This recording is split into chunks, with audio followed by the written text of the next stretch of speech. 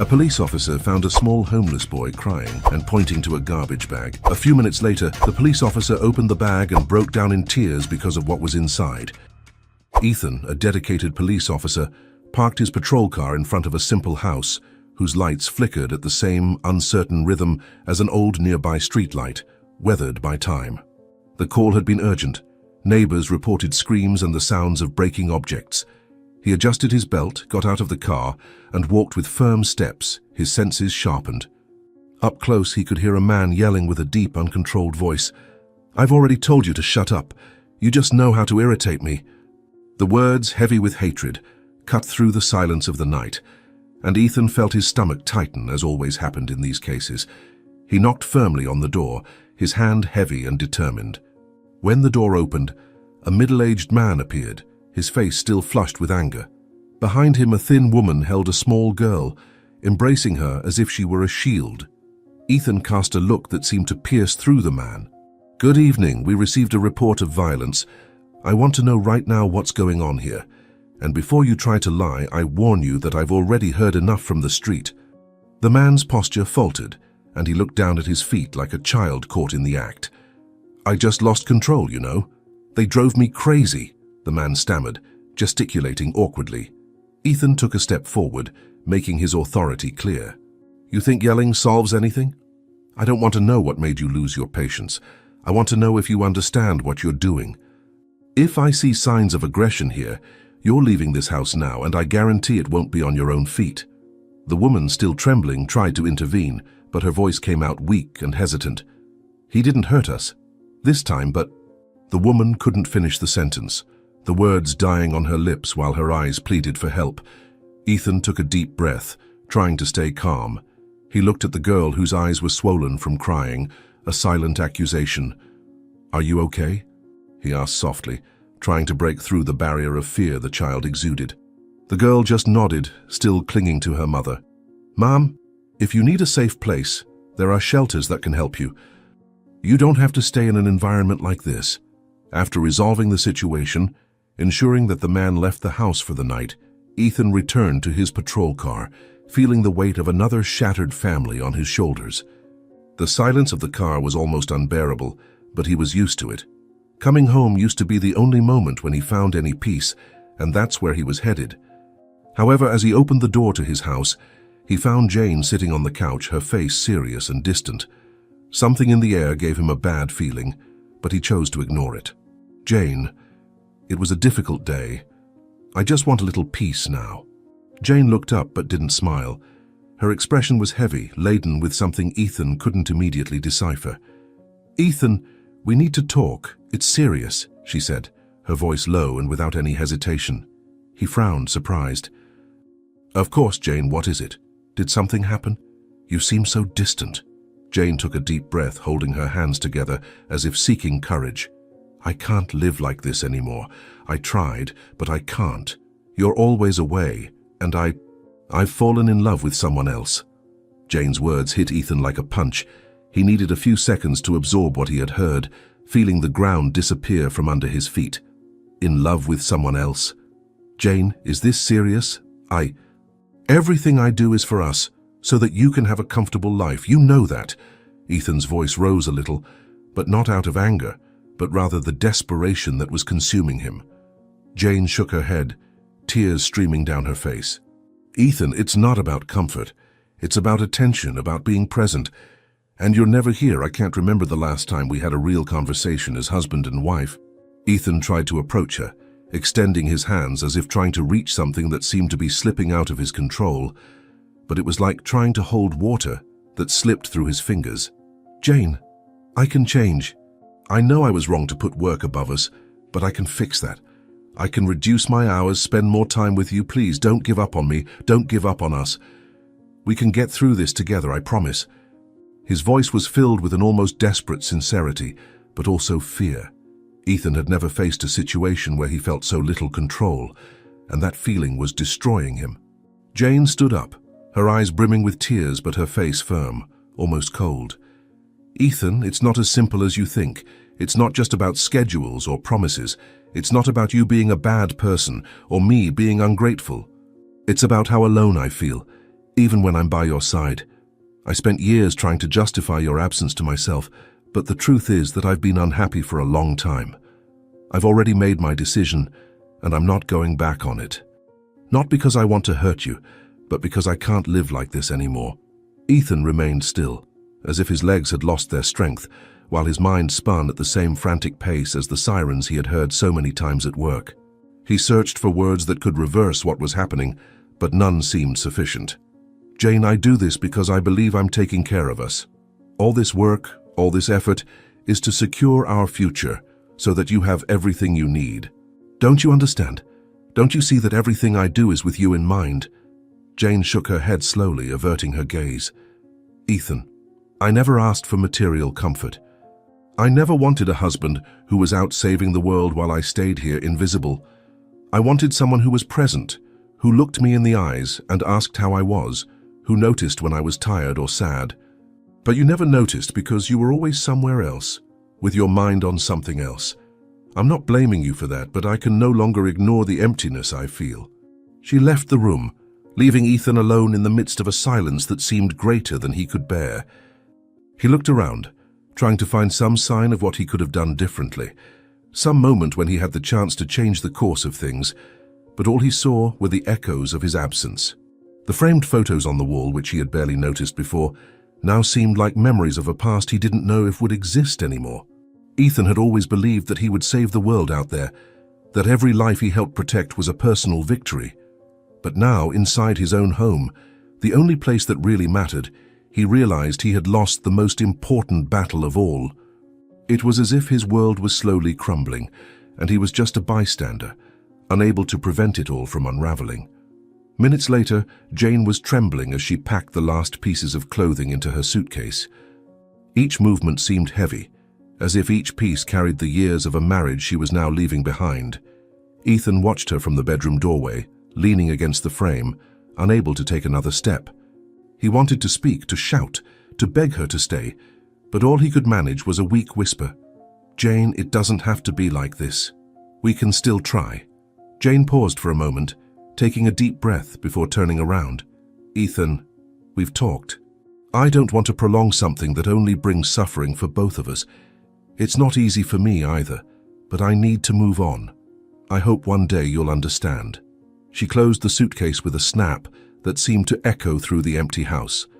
With the handle in hand, Jane walked to the door, hesitating for a second. She looked at Ethan with eyes full of a sadness that seemed even deeper than words could express. "Goodbye, Ethan." When the door closed, Ethan stood there staring at the emptiness. The house, which had already seemed too big for just two people, now felt like a desert. He tried to convince himself that Jane would come back, that this was just a phase, but deep down he knew it was final. The next day, Ethan was at work, but his mind seemed stuck in another dimension. He reviewed reports with less attention than usual and responded to colleagues with monosyllables. When the police radio called him, his posture straightened automatically, as if work was the only thing capable of filling that void. The dispatcher's voice reported an urgent case. A boy had been found in a landfill, abandoned in a poor neighborhood. When he arrived on the scene, Ethan found the sight that made him freeze for a moment. The boy, about 10 years old, was sitting on the dirty ground, his face covered in dust and dried tears. He wore tattered and faded clothes, and his eyes, although frightened, conveyed a precocious maturity, the result of a reality too harsh for his age. He held a plastic bag that seemed to contain all his belongings, clinging to it as if it were his last link to something he could call home. Ethan knelt beside the boy, trying to soften his expression so as not to scare him any further. "Hey kid, my name is Ethan. I'm a police officer and I'm here to help you. Everything is okay now. Can you tell me what happened?" The boy, who he would later find out was named Oliver, looked at him with distrust, as if the words of comfort were something he had heard before and never materialized. After a moment of silence, Oliver finally mumbled, "I don't know what happened. I just woke up and I was here. Nobody wants me. I was abandoned by my father. I have nowhere to go." His voice was hoarse and trembling, but carried a weight that made Ethan swallow hard. He felt a lump in his throat as he realized that, even in misery, Oliver still maintained a glimmer of hope, small and fragile. Back at the station, while waiting for social workers, Ethan tried to talk to Oliver to ease the tension. "Listen, kid, you're not alone, okay? I know it seems like the whole world has abandoned you, but that doesn't mean you don't have value. Sometimes people do terrible things, but that has nothing to do with who you are or what you deserve. You're strong, Oliver, stronger than many adults I know." Oliver didn't respond, but the look he gave Ethan said more than words could express. There was something in that silent connection that made Ethan remember why he chose to be a police officer. When he finally took Oliver to the orphanage, Ethan hesitated before leaving him at the entrance. He knew the system was flawed, that often orphans didn't receive the care and love they needed. He crouched down to Oliver's level and said, "Be whoever you want to be, Oliver. Don't let what happened today define your future. You deserve good things, and I hope you find them." Back at the station, Ethan sat at the table, exhausted both physically and emotionally. That's when Ramon, his colleague, entered with a worried look on his face. "Ethan, I need to tell you something. I don't know if you want to hear it, but I thought it was better to know it from me than from someone else.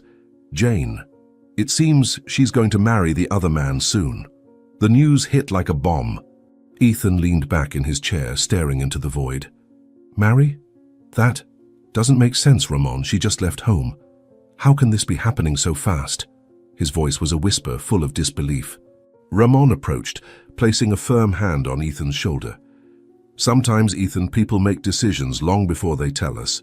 Maybe Jane had this in her head for a long time. It's not an easy thing to hear, I know, but maybe you need to let her go her own way." Ethan just nodded, but his mind was in turmoil. Ramon's words made sense, but accepting them was another story. He tried to convince himself that the only thing that mattered was to continue doing his job, helping people like Oliver. But as he got up to organize the reports, he realized that the void left by Jane was a wound that would take a long time to heal. The next day, Ethan woke up with a feeling of oppression in his chest, as if he were being consumed by an invisible weight. He looked at the side of the bed where Jane used to sleep. The empty space seemed a reflection of his inner emptiness. Her absence was more present than anything around him. He felt a pent-up anger, an anger at himself, at everything he had done to reach this point, but also an uncontrollable fear of what the future held. The idea of Jane marrying another man tortured him, and no matter how hard he tried to stay calm and rationalize the situation, he couldn't shake the feeling that something irreparable had happened. Ramon's words echoed in his mind, and he wondered, how could she make that decision without even giving him a chance? Why didn't she wait for him? All of this consumed him, and he didn't know where to start looking for answers. He decided to call some discreet friends and colleagues, carefully asking about any information related to Jane's wedding. He didn't want to believe that everything had ended in such a simple and definitive way, so he clung to the hope that he could still find out where the ceremony would be, and maybe, who knows, try something to prevent it. He still didn't want to face the truth head-on. It was at that moment, while he was immersed in those thoughts, that Ethan's phone rang, interrupting the spiral of despair he was in. He quickly glanced at the screen and saw that it was his mother, Teresa, calling. Her voice was weak, trembling, and Ethan felt a chill run up his spine. Something in the way she spoke made him realize that this call was not an ordinary conversation. "Ethan, son, I don't know how to tell you this, but the doctors said I don't have much time left. I'm dying, my son." Those words fell upon him like a bucket of cold, merciless water. He felt paralyzed, his throat tight, not knowing what to do with the immediate pain he felt upon hearing that. He had always known that Teresa was aging, but he had never imagined her death would be so imminent. He had always considered her strong, resilient, a presence he knew he could always count on. But now she was there, feeling frail and on the brink of the end. He couldn't understand how life was taking everything away all at once, without any warning, and he was stuck in his own choices and mistakes. "It can't be, Mom. I'm leaving right now to see you. Don't worry, I need to see you," he said, trying to offer some comfort, though he felt his words were not enough to fill the void of the situation. He took a deep breath, trying to calm himself, but all he wanted at that moment was to be with her, to not miss the last piece of time he might still have. He hung up the phone in a hurry and grabbed his things, not looking at the papers that were still on his desk. The need to be with his mother now, to show her that there was still some bond between them, was all he wanted. The rest of the world, His problems, his wife, his mistakes, all of that seemed insignificant in the face of the reality that his mother was dying. When he finally got into the car and prepared to leave for Teresa's house, a sense of emptiness accompanied him, as if the very air around him was thick and difficult to breathe. The city, with all its hustle and bustle, felt distant and irrelevant.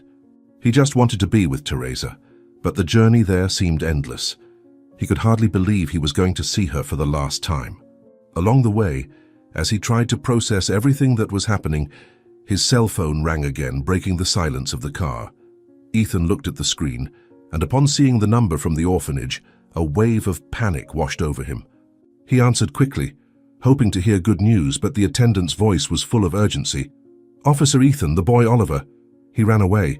We don't know where he went, but we're trying to locate him. We need your help." Ethan's heart raced. How could he be dealing with this now? How should he handle a child's runaway when his own mother was dying? The weight of the two responsibilities crushed his mind. He felt weak, unable to make a clear decision.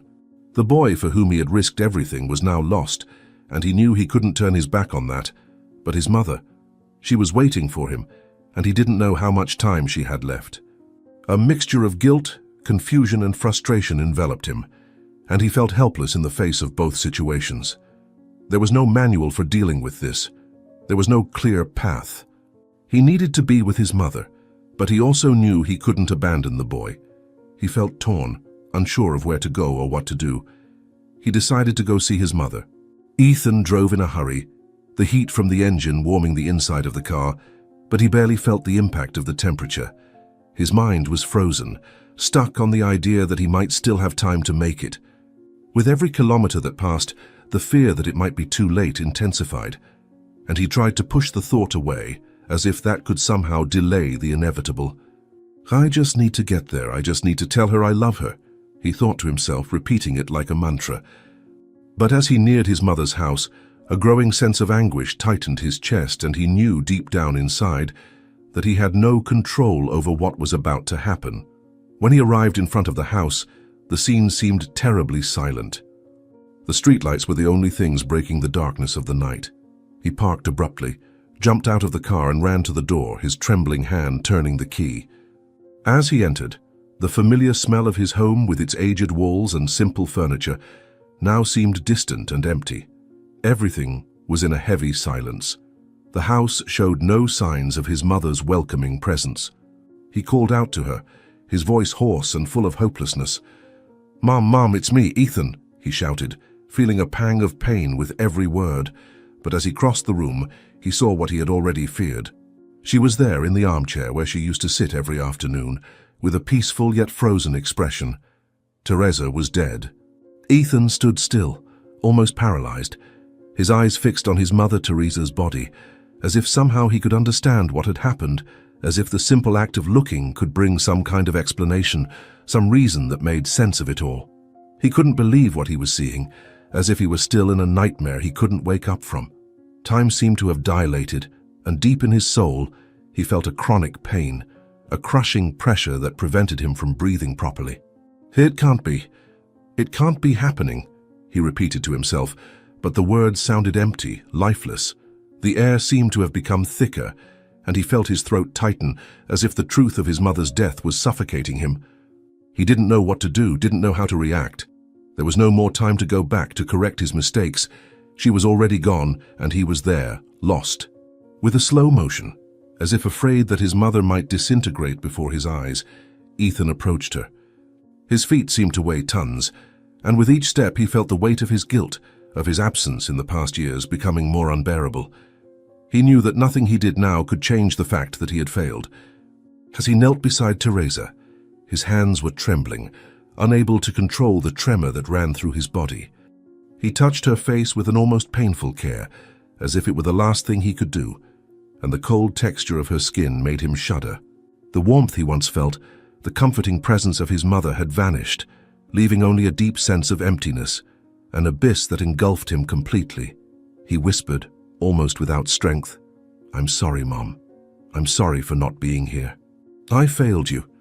The words came out broken, with a voice choked by pain, as if he were trying to alleviate the guilt that had settled in his chest, but nothing seemed enough. He hugged her tightly, desperately, as if he could bring her back, as if the simple act of pressing her against his body would make death disappear.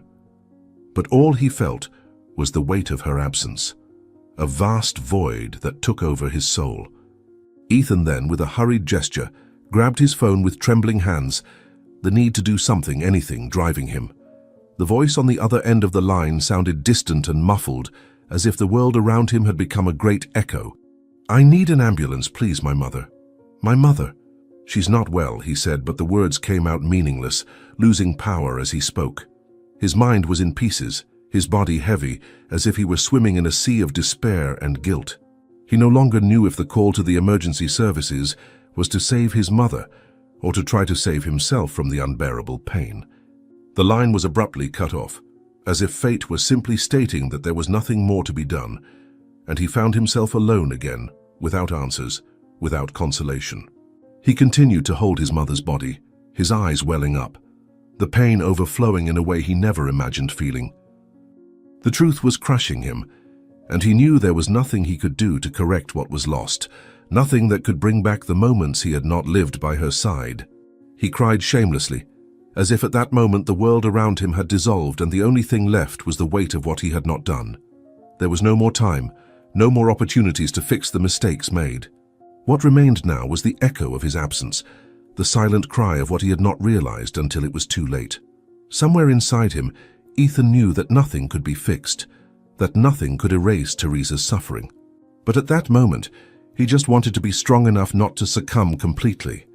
He held her body even tighter against his, as if by doing so he could bring life back, as if the pain could be removed with a simple gesture of affection. But the only thing left was the absolute silence of death, that immense silence that enveloped everything and everyone, leaving Ethan at the center, lost and broken, not knowing what to do with the rest of his life. Ethan left his mother's house with a heavy heart, as if the weight of Teresa's death was stuck to his bones. He had done what he could, or at least tried, but knew he couldn't turn back time. The pressure of work awaited him, like a constant shadow, but he couldn't shake the feeling that something else was calling him. Even with his head full of thoughts, his priority was to find the boy, Oliver, who had run away from the orphanage. The pain of his mother's loss still left him breathless, but the anguish over the boy propelled him forward, to believe that he could still make a difference in someone's life, even if not in his own.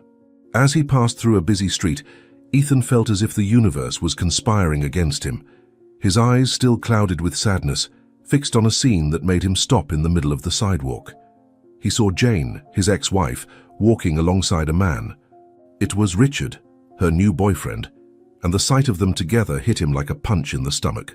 She was smiling, her eyes shining with something Ethan could no longer see in his own eyes. It was a distant happiness, one he no longer shared. The scene froze him, and for a moment the world around him disappeared. He didn't know what to do. The words he tried to form in his mind didn't come out, and the air seemed heavier.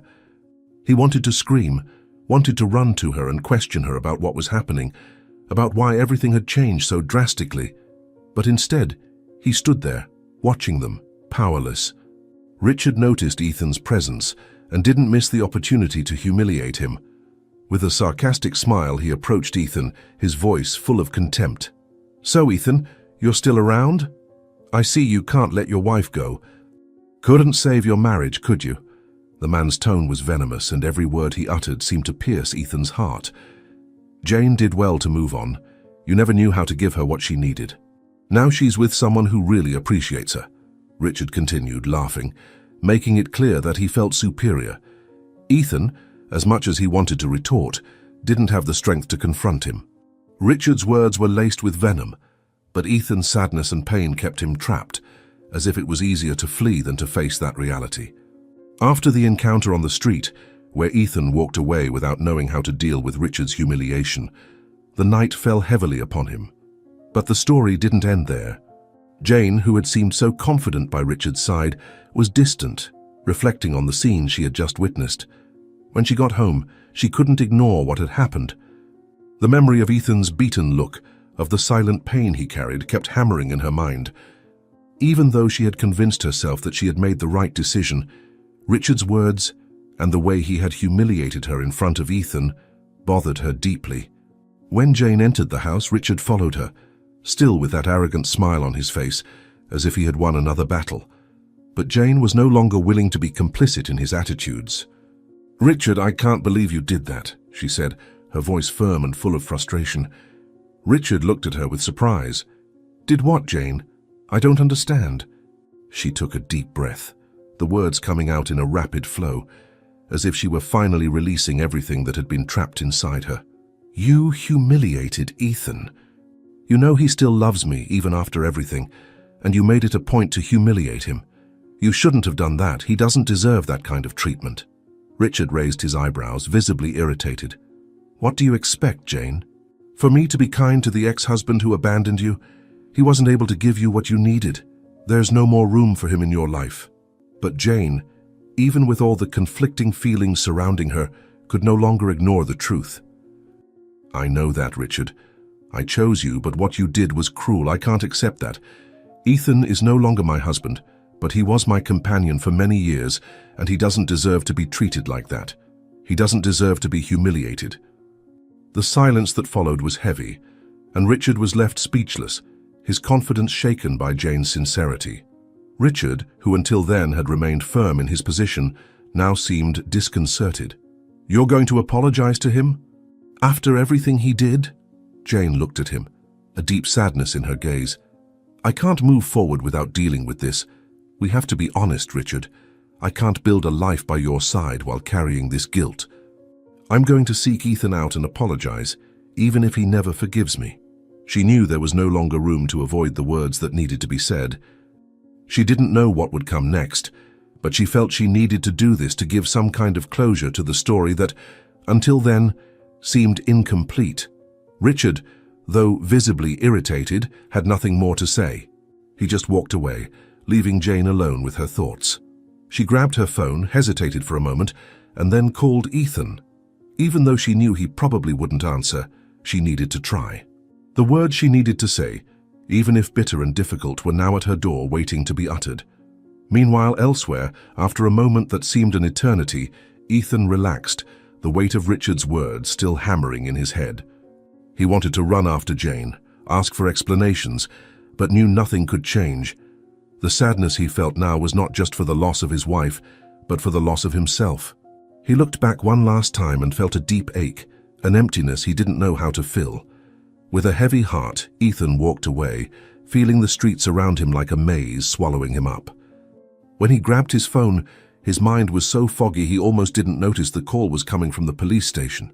"Ethan, I need you to come down to the police station. We have a new case for you," said the voice on the other end of the line. He hung up quickly, and without thinking headed toward the station, his mind full of confusion and unresolved feelings.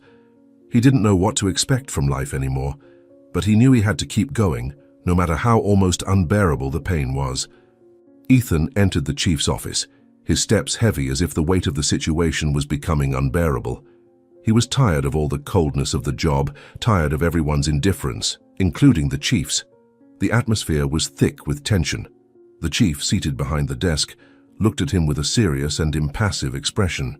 "Ethan, stop looking for the boy, Oliver," said the chief, his voice grave, leaving no room for discussion. Those words hit Ethan like a direct blow to the stomach. He was exhausted, but he still couldn't grasp the situation. How could someone ask him to abandon an abandoned child, a child he had found in the trash? Ethan felt an urge to scream, to say something, but the truth was that the words seemed to get lost in his throat, as if there was no room for anything beyond the disgust growing inside him. "But he's a child. He was thrown away like a piece of trash," he exclaimed, unable to control the indignation growing within him. The frustration was palpable, and he couldn't understand how the chief, with all his experience, could be so insensitive. The chief, on the other hand, seemed calm and even bored with the discussion. He sighed as if he had repeated the same conversation countless times. With a distant look, he raised his hands in a gesture that seemed to say, "There's nothing more to discuss." "You don't understand, Ethan," he began, the patience in his voice already running out. "The boy's case is secondary. We have a dangerous robber on the loose, and he's our priority now. We can't afford to pursue a case without a solution, when we have something more urgent at hand?" The chief's tone was cold, cutting, as if a child's life was just another statistic to be ignored in the name of what he called a priority. Ethan felt as if the ground had opened up beneath his feet. How could he accept that? How could he set aside the suffering of a child who had already been rejected, ignored, just to pursue a criminal who might not even be found? "This is an outrage," Ethan shouted, anger and pain overflowing in his voice. "Are you saying a child's life isn't more important than catching a criminal? Do you really think you're doing the right thing?" He couldn't control himself. His body was tense, his mind in conflict, and all he wanted was to scream for the chief to understand the gravity of the situation. "You're not understanding, Chief. He's not just another statistic. He has a life, a story, a chance at a better future. I can't just turn my back on him." The chief, however, didn't seem shaken by Ethan's emotional outburst. He simply leaned forward and, with an impersonal gesture, picked up some papers from his desk. Without a word, he tossed the papers toward Ethan, who caught them automatically, but his body was still tense, waiting for an answer that never came. The chief simply leaned back in his chair, crossing his arms and waiting. Ethan looked at the papers with a mixture of discomfort and curiosity, feeling that something was wrong, as if there was a layer of mystery hidden there. What did the chief want with these papers? What was he trying to show? Ethan felt a sense of unease expanding inside him. He knew that had something to do with why the chief was so apathetic about the child's case, but he wasn't ready to see what was about to be revealed. He took a deep breath, trying to calm down, but anxiety took hold of his chest. The situation was about to take an unexpected turn, and he knew it. When Ethan looked at the documents, his eyes began to scan the words, but something inside him was already warning him of what he was about to discover. He already knew deep down that the content of those papers would change everything. What he had before him was no longer just any case. It was something deeper, darker, something no one wanted him to know about. But he was already there, had already taken the first step, and there was no turning back.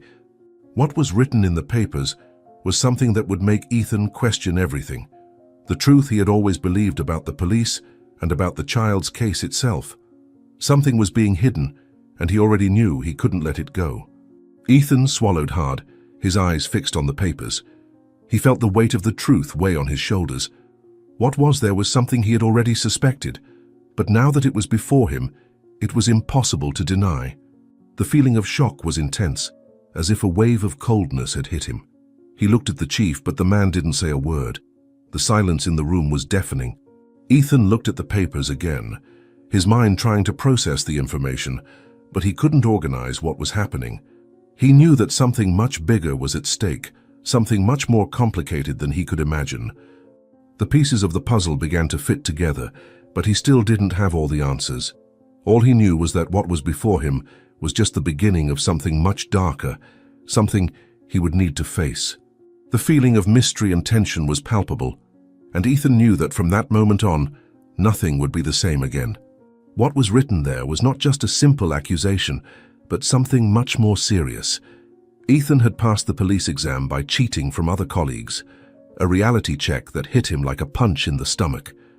He had never imagined that something like this could come to light. The humiliation, the pain of betrayal, the fear that his career would be destroyed in an instant, all of this invaded his mind with force. He wanted to scream, he wanted to protest, but he knew that would only make things worse. The chief, seeing Ethan's reaction, crossed his arms with a cold and malicious smile, as if he was enjoying Ethan's downfall. "I knew, Ethan," he said with a tone of contempt. "I knew you weren't who you seemed to be. Now you have a choice. Will you do what I tell you, or will you face the consequences of all this? I already have the power to ruin your life, and you know that." The chief's voice was laden with threat, of a power that Ethan had already felt on his skin, but now it seemed even more unbearable. He felt trapped, like a cornered animal with no options. Ethan couldn't respond immediately, the weight of the situation crushing him. He felt the pressure of the accusation and the humiliation of everything that had been revealed. But at the same time, anger grew within him, a silent anger that threatened to swallow everything. He knew the chief was manipulating the situation, taking advantage of Ethan's weakness to force him to do what he wanted. But deep down, Ethan didn't want to submit to that man. He didn't want to be another pawn in the dirty game of the police. The dilemma was great. The temptation to follow the chief's orders and protect his career was strong, but something inside him refused to bend. He swallowed his indignation, trying to remain calm. "I'll do what's necessary," he replied, his voice faltering a bit, but he knew he had to act. There was no more room for hesitation, at least not at that moment. He just needed a gap, an opportunity to do what he knew was right. The tension was palpable, as if the air was thicker, and every word exchanged with the chief seemed risky. When the chief turned to deal with other papers, Ethan knew he had his chance. The look of despair and anger dissipated for a moment, and he stood up, walking towards the door. "I'll see if the robber's case is already underway," he said, trying to maintain his composure but with his heart racing. The chief, immersed in his own thoughts, didn't pay attention to the tone of Ethan's voice, which sounded a little more distant and empty than usual. He just nodded, telling Ethan to leave. "Go ahead, but don't forget. You're doing this to clear your image. Don't do anything stupid." Ethan hardly heard what the chief was saying. The words passed him like a blur. He had a different mission in mind, a mission that, if successful, could be his only chance at redemption. Ethan left the room with firm steps, trying to maintain his composure, but inside the storm was immense. His body was rigid, tense, as if the entire weight of the situation was concentrated in the muscles that moved with difficulty. When he got far enough away from the room, he took a deep breath, trying to hide the panic that was beginning to take over his mind. The chief's orders, the threat that weighed on his career, on his life, were now distant, but still present. The weight of guilt, of the choice he had made, was unbearable. He no longer wanted to be another puppet in the dirty game of the police. He no longer wanted to be the man who accepted orders without questioning, without reflecting. The plan was clear in his mind now, stronger than ever. He needed to find the boy he had rescued, the kid who was now lost, probably alone and vulnerable, at risks he couldn't ignore. While walking, a sense of urgency took over him. The boy, with his fragility, his vulnerability, needed protection. Ethan knew that the delegate had different plans for him. The delegate's focus was on a robber, on an immediate risk situation that left no room for Ethan to follow his own instincts. But for Ethan, the real crime was to abandon that child. Leaving the boy behind, now that he had begun to become inexplicably attached to him, was something he could not allow. He knew he was the only one who could protect that boy, who had a chance to change the fate of that little human being, no matter how much it went against the rules, against the orders he had been given. What was at stake now was not just his career, but his own ethics, his character, and above all, the humanity he still believed he had. Ethan drove through the city streets with his eyes fixed ahead, but his mind was still far away, trying to plan what he would do next. The streets seemed to stretch endlessly before him, as if time itself were dragging on. He did not know exactly where to look for the boy, but he felt that the answer was somewhere out there, waiting to be found. Anxiety was a constant shadow, pressing on his chest, making every move more difficult. He passed through every corner, every empty street, with the feeling that something was watching him, waiting to divert him from his path. It was when, in the blink of an eye, the unexpected happened. Ethan looked in the rearview mirror to check the traffic, and as he looked ahead again, a piercing scream cut through the air. He had no time to react. Richard's body, Jane's fiancé, suddenly appeared in front of his car, like a nightmare taking shape. The sound of the impact was muffled by the engine, but the sight of Richard falling onto the hood of the car was clear as day. Ethan braked sharply, his heart racing, his mind in panic. He had no intention of running anyone over. That was not what he wanted. He just wanted to find the boy, correct his mistakes, save someone. But now he was in the midst of a new nightmare. Richard, groggy and irritated, got up off the ground, his eyes moist with anger, still trying to understand what had happened. His movements were clumsy, as if the impact had temporarily disoriented him, but the anger on his face was unmistakable. "You tried to kill me, Ethan. This is an attempt on my life." His voice was a hoarse and furious shout, full of contempt and disbelief, as if it were the worst betrayal anyone could commit. He was completely out of control, the pain in his leg making his indignation even more intense. Every word that came out of his mouth seemed to weigh tons, laden with an accusation that Ethan did not know how to deal with. "You can't do this, Ethan. I didn't do anything to deserve this." The accusation was imbued with a tone of despair, as if Richard believed the violence of the moment to be the only explanation for what had happened. Ethan, completely dazed, stood still, his eyes fixed on the man who was now pointing accusingly at him. Richard's words hit him like punches, but it wasn't just the pain of the impact that left him paralyzed. It was the mixture of surprise and confusion, a whirlwind of feelings that prevented him from reasoning. He didn't want this to happen. This was not the kind of person he was. He tried to open his mouth, but nothing came out. The words were stuck in his throat, heavy as stones, unable to form an explanation. "That's not what I wanted," he tried to say, but his voice was faltering, almost inaudible, lost in the air. He knew deep down that anything he said now would make no difference. The scene was out of control, and the truth seemed to have no place there. Richard was accusing him of something he never imagined he would be accused of. The man was furious, and Ethan, not knowing how to defend himself, stood there motionless, just looking at him. In a few minutes, the police siren cut through the air with its intensity, the light flashing in the background of the street as a police car quickly appeared around the corner.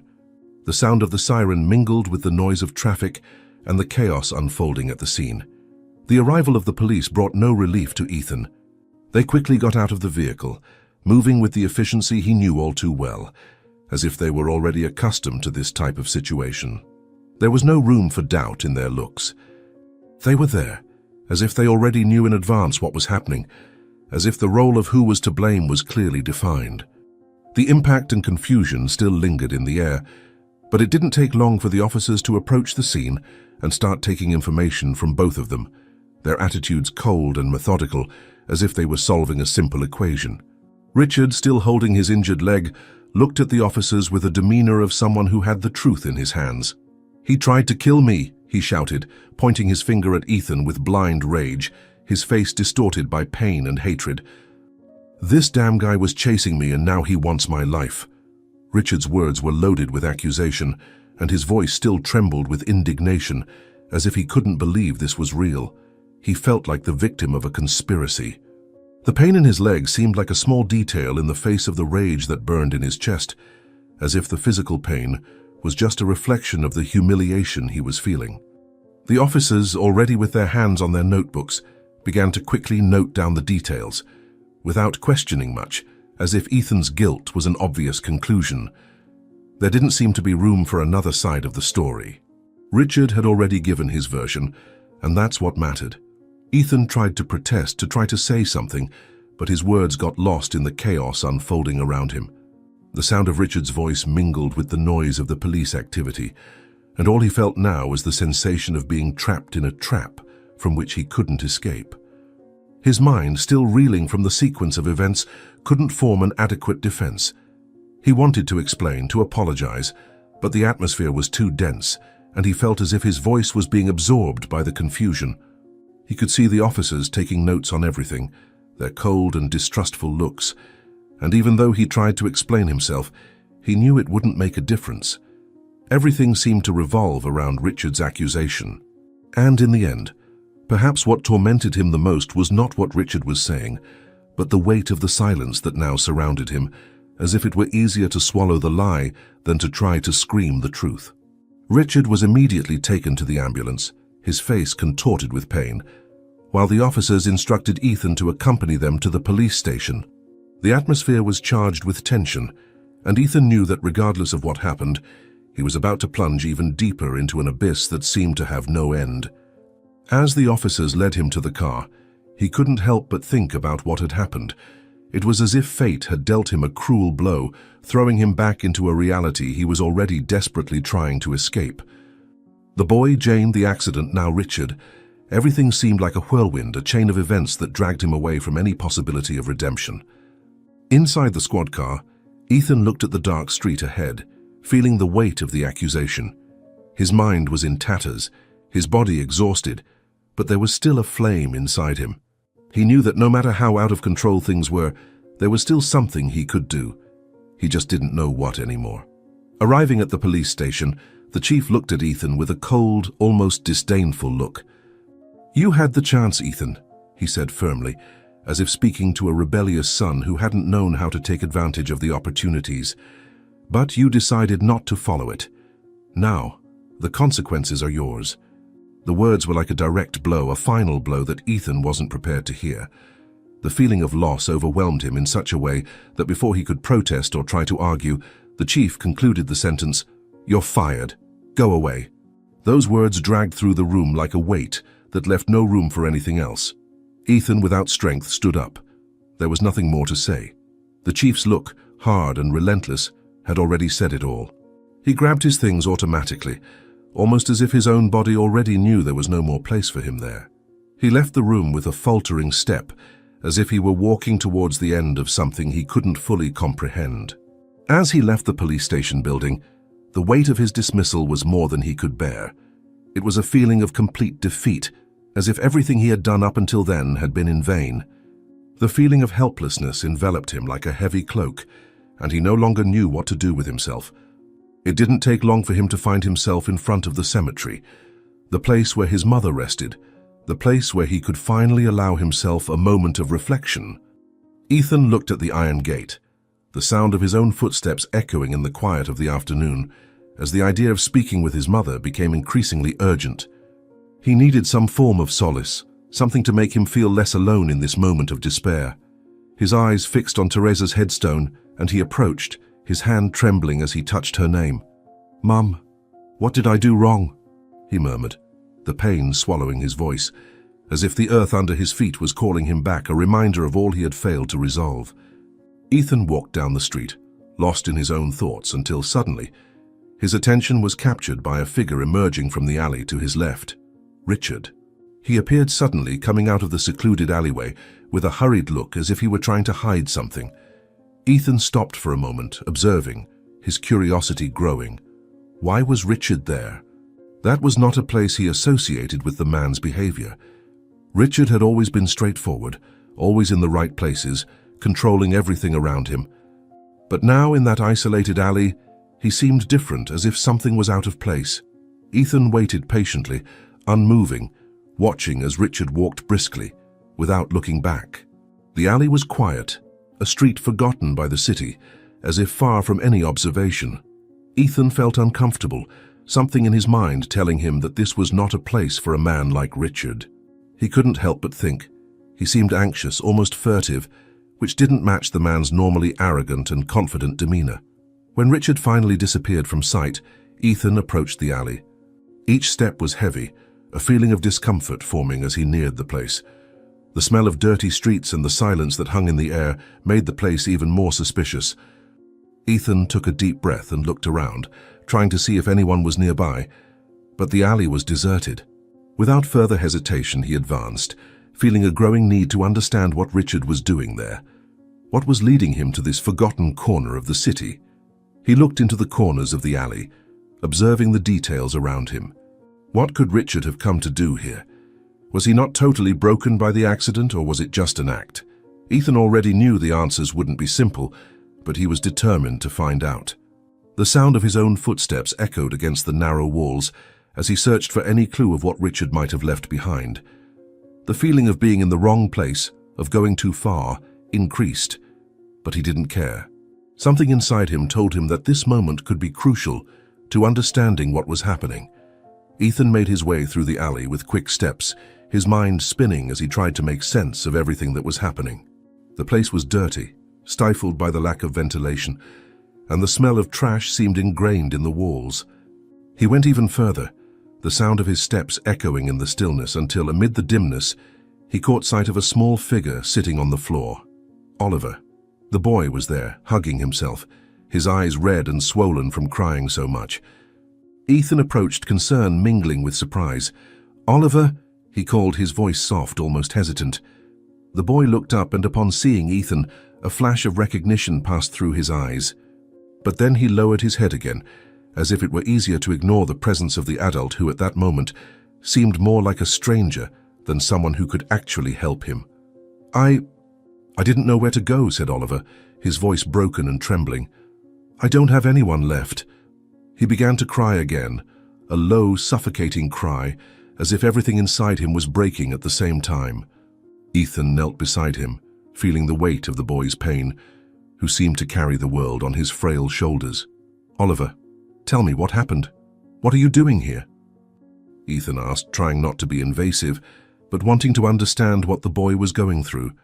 Oliver looked at the floor, avoiding Ethan's eyes, but with an effort, he finally pointed to a heap of trash bags near the wall. "There! There's something in there," he murmured, the words almost lost in his sobs. Ethan followed the boy's gaze and walked over to the trash bag, a bad feeling taking hold in his stomach. He pulled the bag carefully, feeling the dirt and dampness on his hands. As he opened the bag, he saw something that made him freeze, an engagement ring, the same one he had given his wife, Jane, and some of her clothes, crumpled and soiled. The sight of those pieces of clothing, of everything he associated with happiness and the future, was like a blow to his chest. The air was thick, stuffy, as if the alley itself was feeling the weight of the discovery. Each breath seemed more difficult, and the heat enveloped Ethan, making the environment even more oppressive. He felt as if the ground beneath his feet was unraveling, and for a moment, everything around him became unrecognizable. Jane. Her name escaped his lips almost inaudibly, like a prayer, a desperate attempt to bring back something that was already gone. His body was tense, his muscles rigid, as if there was something else that forced him to continue, something beyond the overwhelming pain that now invaded him. The ring he held in his hands seemed to warm against his skin, and he looked at it as if by focusing on that small object, he could find some explanation for the chaos that was forming around him. The metal that should symbolize love and union was now there, thrown on the ground, along with those clothes that only brought the memory of a life that had been torn away. Reality was fragmenting before him, and as much as he wanted to find a way to justify that, something inside him knew the truth was already there, before his eyes.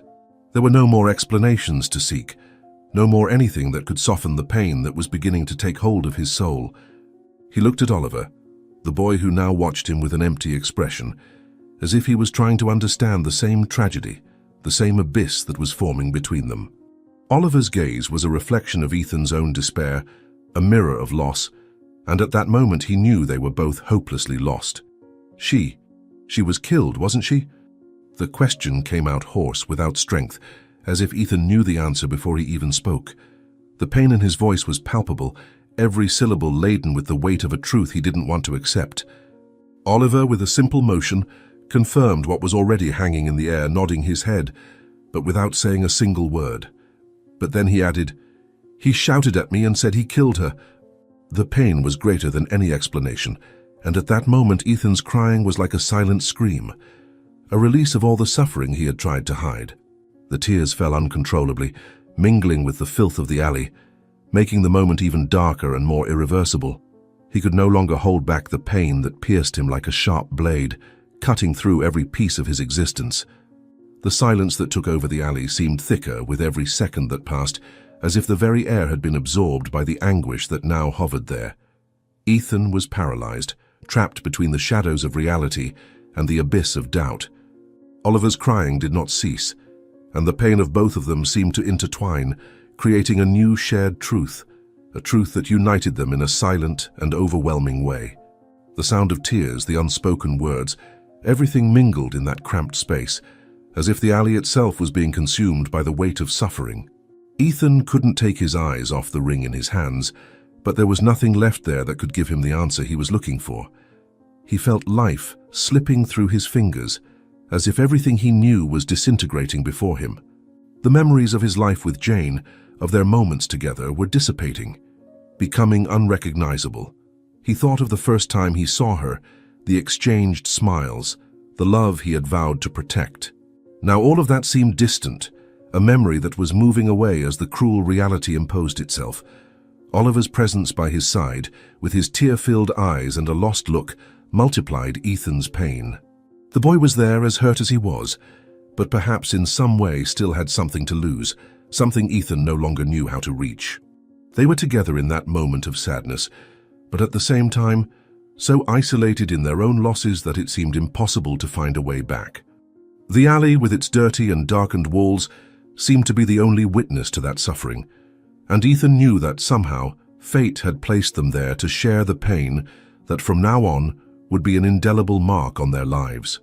Ethan felt the weight of what had happened dragging across his body. He could barely understand, barely process the pain that was taking over him. But despite everything, he knew he needed to move forward. The silence in the alley seemed to tighten around him, as if the world had stopped at that precise moment. He looked at the boy in front of him, the child who, somehow, had become the reflection of his own pain and anguish. Oliver was there, looking at him with a lost gaze, his eyes as empty as Ethan's, but at the same time, on some level, fuller of suffering. The boy's crying was a constant, muffled, but still like a melody echoing against the walls of the alley. Ethan tried to take a deep breath, trying to push away the feeling of helplessness that surrounded him. "Come on, Oliver," he finally said, his voice still thick with pain. "We can't stay here." He reached out his hand to the boy, and after a few seconds, Oliver took it. Ethan didn't know what else to say, what else to do, but he felt he had to act. Every second they spent there in that alley was another second lost, another second further away from any chance of recovering what had been lost. He knew he had to take Oliver to a safer place, away from that scene, away from all of it. The two of them started walking, but Ethan knew he couldn't just walk away. There was something he needed to understand, something that didn't make sense, something that was taking shape in his mind with every step they took. Richard. He couldn't stop thinking about him, the man his wife, Jane, had been involved with, and who was now somehow at the center of this tragedy. Why was he there, in that alley? What did he have to do with all of this? Ethan's mind was full of questions, and he knew that before anything else he needed answers. Ethan looked at Oliver, trying to see something in the boy's eyes. He was so quiet, so closed off, that it made everything seem even more difficult. But Ethan knew the boy, despite the pain and fear, knew something more. He didn't want to force it, but there was no other choice. "Oliver, you have to tell me what else you know. Where can we find Richard?" Ethan asked, trying to keep his voice calm, but not hiding the urgency he felt. The boy looked at him for a long moment, as if he was trying to understand if he could trust him, as if he was trying to decide whether or not he would reveal something so big. Finally, Oliver sighed, looked at the ground, and in a low, trembling voice said, "Richard, he's my father." Oliver's words sounded like thunder to Ethan. He stopped abruptly, feeling the world around him stop for a moment. Richard, the boy's father? Ethan looked at Oliver, trying to find some sign that this was some kind of mistake, some confusion. He felt the air leave his lungs, as if the ground was giving way beneath his feet. It wasn't possible. It didn't make sense. Richard, the man who had always had such an arrogant, distant, cold demeanor, being Oliver's father. He couldn't understand. His mind refused to accept it. Ethan stared at the boy, hoping he was just confusing things. But as he looked into Oliver's eyes, he knew that wasn't the case. The boy was telling the truth. The silence that followed seemed impossibly heavy, and Oliver's words, though simple, unraveled in the confusion that took hold of Ethan. What did this mean? Ethan looked at the boy's face and felt a wave of anger and confusion wash over him. Why had Richard never said anything about this? Why had Jane never mentioned that Oliver was his son? Ethan felt a mixture of frustration and disbelief, as if he was being pushed into a situation he had no control over. He had lost Jane, lost his sense of everything she represented in his life, and now he was faced with a revelation that cast doubt on everything. Richard, who had always been such a distant, cold man, was Oliver's father, and that changed everything. It changed everything about the story Ethan thought he knew, about their relationship, about his very life. But how? How is this possible?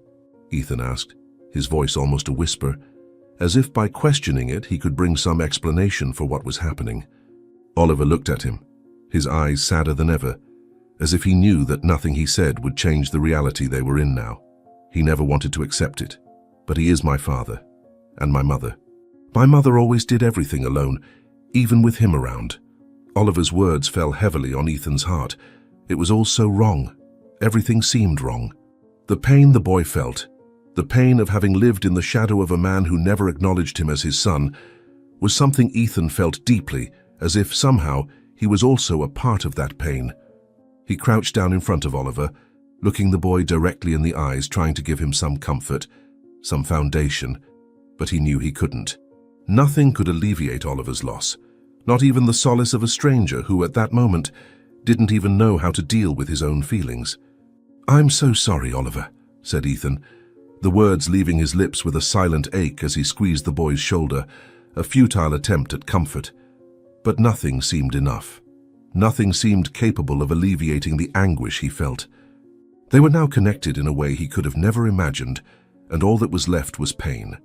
The pain of an unspoken truth, the pain of a life that, though filled with secrets, was now being unveiled, piece by piece. Ethan slowly rose to his feet, thoughts still swirling in his mind. He knew what he needed to do now. If Richard was involved in any way, he needed to find answers, and for that, he needed to go after him. "Let's go," he said to Oliver, trying to keep his voice steady despite the whirlwind of emotions within him. "Let's find out what happened, Oliver. Let's find Richard and understand all of this." The boy nodded wordlessly, but with a look of determination in his eyes. They both knew the road ahead would be difficult, that nothing would be easy, but there was no turning back. The only thing that mattered was finding the truth. Ethan and Oliver walked through deserted streets, the shadows of night beginning to stretch around them. Each step felt heavy, as if the world around them was carrying a burden even greater than it could bear. The boy walked by his side, silent, his eyes focused on the path, but the tension was palpable between them. Ethan didn't know exactly what he expected to find, but one thing he knew for sure: Richard was involved somehow, and he needed to find out what was going on. They approached Ethan's ex-wife's house, a place he knew well, but one that now felt strange, laden with secrets. The house was quiet, the lights off, as if everyone there was at peace, but Ethan felt there was no peace there. There was something in the air, something that made him feel watched, as if they were being observed with every step they took. He knew he couldn't be seen, knew he had to be discreet. With a quick signal to Oliver, Ethan led him to the back of the house where the grounds were dark and poorly lit. They hid behind a low wall, silently watching through Richard's bedroom window. Ethan's heart was pounding, and he could barely breathe, anxiety taking hold of him. It was then that he saw him. Richard was alone, sitting on the bed, chuckling softly. His laughter, devoid of any joy, sounded almost like a cold, empty cackle. Ethan felt a chill run down his spine. What was he doing there? What was going on in Richard's head? He couldn't understand, but the words Richard uttered, low and drawn out, felt like a blow to his heart. "I've already abandoned the boy twice," Richard said, his voice dripping with disdain. "And now I'm going to carry out my plan. He's no longer of any use to me." Ethan was paralyzed for a moment. What was he hearing? Richard was talking about Oliver, his own son. Those words, those declarations cut like a knife, and Ethan couldn't believe what he was hearing. How could someone be so cruel to a child, especially their own son? But he knew in that moment that he couldn't waste time. Richard was about to do something, and he needed to stop it before it was too late. As Ethan tried to process Richard's words, something even more surprising happened. A familiar figure appeared at the house's entrance, walking towards the door with determined steps. Ethan couldn't believe what he was seeing. It was Jane. She was alive. She was there, standing tall, as if nothing had happened. The sight of her nearly took Ethan's breath away. How was this possible? He had seen her clothes in the trash bag, the engagement ring.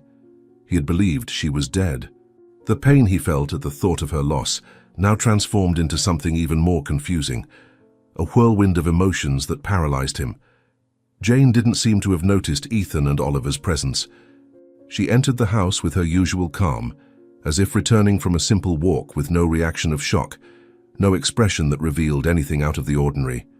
Ethan and Oliver remained motionless, hidden behind the wall, watching. They couldn't do anything. They couldn't be seen. The silence that enveloped the night seemed immense once more, as if the world was suspended in time, awaiting the next move. As Jane entered the house, Ethan felt a mixture of relief and confusion. How was she alive? How could she disappear without leaving a trace, without giving any explanations? He wanted to run to her, shout her name, demand answers, but knew now was not the time. They needed to understand what was happening, why Richard had done that, why Jane was alive, and what he had to do with all of it. Fear and anger took hold of Ethan, but he remained calm, looking at the window of Richard's room, trying to see any sign of what he was planning. Richard, still in bed, seemed not to notice Jane's presence. His conversation, which until then had seemed laden with cruelty, was now being obscured by Jane's arrival. Ethan knew that deep down, he had been deceived. Everything he believed to be the truth now seemed like a lie, and he was in the midst of a plot even more complex than he had imagined. However, the pain was still there, persistent, like a shadow. He felt acutely the loss of everything he believed. He had lost Jane in a brutal way, and now seeing her there alive but without offering any explanation, everything seemed to have unraveled. The void in Ethan's chest was profound. He wanted answers. He wanted to understand how all of this had happened, what was happening with Richard, with Jane, and with Oliver. What he knew, however, was that nothing would make sense until he discovered the truth, and he was more determined than ever to find out what was going on. They continued to observe in silence. Richard's plan, his dark and cruel words, still echoed in Ethan's ears, but the image of Jane entering the house as if nothing had happened was now dominating his thoughts. He felt he was facing something much bigger than he had imagined. They needed to act, but every move had to be careful, for he still did not fully understand the game being played there. Ethan knew he was closer to discovering the truth, but at the same time, the weight of doubt and confusion consumed him. Everything seemed to be intertwined in such a complex way that he did not know where to begin. But there was one thing clear in his mind. He could not turn back. He needed to understand what was happening, and for that, he would need all the answers, no matter how painful they were. Ethan and Oliver remained behind the wall, watching in silence. The sound of footsteps, followed by the door closing softly, echoed into the night. Jane and Richard were leaving. Whatever was happening inside that house, it seemed that now they were going to continue their normal activities, unaware that they were being watched. Ethan felt a tightness in his chest, a mixture of anger and confusion. What was going on there? Why did no one seem to be who they really were? They waited, immersed in the darkness of the alley, until Jane and Richard disappeared from sight, walking towards the street for lunch. Ethan took a deep breath, feeling the weight of the situation becoming clearer with every second. He did not know what he had found up to that point, but one thing was certain. They were close to something much bigger than anything he had imagined. With the street now clear, they took the opportunity to move. Ethan, with a subtle gesture, indicated that Oliver should follow him. They walked silently around the back of the house, skirting the walls until they reached Jane and Richard's bedroom window. It was there, behind the dark curtain, that they would hide, observing any movement that could reveal more about Richard's plans and Jane's true situation. They knew they could not wait too long. The secret was about to be unraveled. With trembling hands, Ethan peeked through the window, trying to focus on what was in front of them. They were alone inside the room, and the silence, which seemed immense, dominated the house. Ethan waited for the right moment to act. The secret was in plain sight, but he needed to be sure that everything he had discovered was true, and not an illusion created by the confusion of his emotions. When the silence settled, they entered the room carefully, sliding through the half-open door. Inside, everything seemed normal. The bed was still unmade, and Jane's clothes were scattered on the floor, as if nothing strange had happened. Ethan looked around. Every detail of the room seemed to be in perfect order, but he felt something else, something that made him question everything that had happened so far. The room was silent, almost as if it were waiting for something.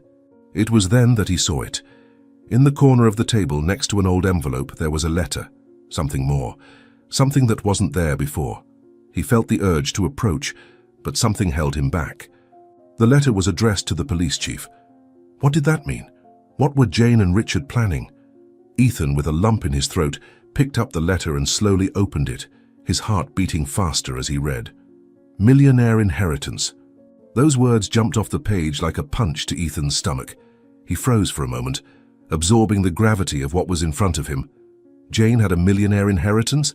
But what did that mean? He remembered Jane's financial troubles, the difficulties she faced, but never imagined there was something more behind it. The letter indicated that she was about to receive a huge sum of money, something that could change everything in her life, and now he was beginning to understand what was really happening. But the shock didn't stop there. As he read on, the truth began to unfold in an even darker way. The letter wasn't just about Jane's inheritance, it contained details about Richard's plan. He was preparing to kill her once the marriage was official. Ethan felt his blood run cold. Pain and anger invaded his body. He couldn't believe what he was reading. Richard, the man Jane married, the man she trusted, was planning to kill her, all for money, because of an inheritance. He had lied to everyone, including Jane, while behind her back he plotted a silent and cruel death. The words of the letter were now etched in Ethan's mind. He knew that couldn't be ignored. He could no longer allow that to happen. Jane's fate was in his hands, and he couldn't let it be fulfilled. But the most disturbing part was yet to come.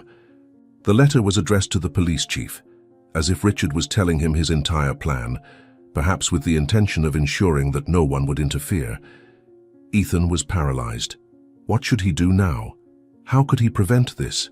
With the letter in hand, Ethan felt the weight of responsibility increase. He now knew everything.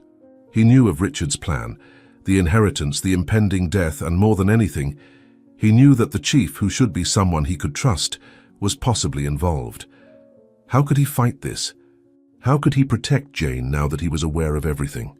Oliver, still silent by his side, seemed to realize the gravity of the situation. His eyes were fixed on Ethan, awaiting instructions, some direction that would make sense of the whole situation. But Ethan didn't know what to do. The void that formed inside him was as big as the revelation he had just discovered.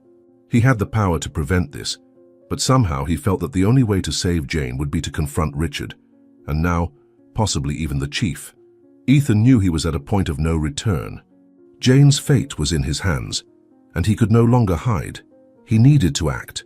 The letter, the plan, the inheritance, all of this was now part of a truth he couldn't ignore. Whatever it took, he would do it. But doubt and fear still paralyzed him, and he knew that every move he took would be crucial for the future of everyone involved. The worst of all, Richard had been plotting this for a long time. The clothes and engagement ring he had found in the trash were more than just Jane's memories. They were pieces of a meticulously calculated plan. Ethan remembered the moment he had found the ring, which seemed like a simple evidence of abandonment. But now, with the letter in hand, he understood. Richard didn't just want Jane to disappear. He wanted to ensure she was seen as dead, discarded as worthless, while he took possession of the inheritance. That was the first stage of his scheme, to make everyone believe Jane was dead, and thus claim her fortune without being questioned. The hatred Ethan felt for Richard grew like an uncontrolled flame. How could someone be so cold, so calculating? How had he managed to deceive everyone, including Jane, for so long?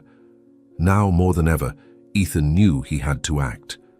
The truth was before him, and he could no longer ignore it. But before anything else, he needed to make sure Jane was safe. He needed to warn her, and with that, stop Richard before it was too late. With the letter still in his hands, Ethan took a step towards the door, determined to leave the room and find a way to resolve this situation. But before he could make any further movement, a muffled sound caught his attention. He turned quickly and saw Oliver falling to the floor, his body sprawled amidst the confusion of clothes and objects in the room. The boy was unconscious, his face pale, his eyes lifeless. Ethan ran to him, feeling fear spreading through his body. He crouched down beside Oliver, trying to pull him into his arms, but the boy's weakness was visible. Oliver was trembling, his breathing labored and irregular. Something was terribly wrong. Ethan was almost desperate, but he tried to remain calm. The weight of Oliver's body in his arms forced him to be faster, more careful, but without losing focus. He knew he needed to get out of that place before Richard returned, but something made him pause for a moment, as if a strange feeling had run down his spine. His eyes quickly scanned the entire room, and looking down, he saw something that should not have been there. A gun, discreetly leaning against the bed, half hidden. The sight of it was enough to send a chill through his body. It was clear that this was not something innocent. Richard not only planned to destroy Jane, he was willing to do whatever it took to ensure that nothing and no one prevented him from taking the inheritance. Ethan, without hesitating, approached the bed, grabbed the gun, and with the same agility, opened a bag nearby. He placed the gun in the bag and looked at Oliver, who was in his arms, still weak, but already beginning to regain some consciousness. "We're going to get out of here, Oliver. Don't worry, you're going to be okay," Ethan said, trying to sound calm, although his mind was racing. He felt that time was against him, and the urgency to leave that place increased with every second. With Oliver still in his arms, Ethan hurried out of the bedroom door, doing his best not to make a sound. Each step he took seemed to be a risk, but there was no more time to waste. He knew that the only chance to resolve everything would be to act quickly, find a way to protect Jane and at the same time ensure that no one else fell victim to Richard's machinations. The weight of the gun in the bag seemed to increase his tension, but he knew he needed it, in case things got even more complicated. They went out the front door, Ethan still trying to keep Oliver stable in his arms, and began walking through the streets, unhurried, but also without stopping. The goal now was to get the boy to a doctor as quickly as possible.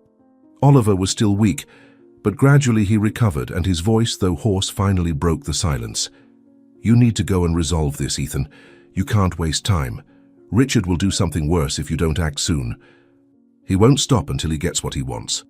Oliver's words cut through the air like a sharp blade, and Ethan felt the weight of responsibility fall on his shoulders, heavier than ever. The boy, his voice weak, was right. The urgency in his words reflected the gravity of the situation, and with each step Ethan took, the fear of what could happen to Jane only grew. He knew time was running out, that every second without action could be fatal. Richard wasn't going to give up that easily. The threat was real, and everything he had now discovered seemed to fit together in a cruel and relentless way.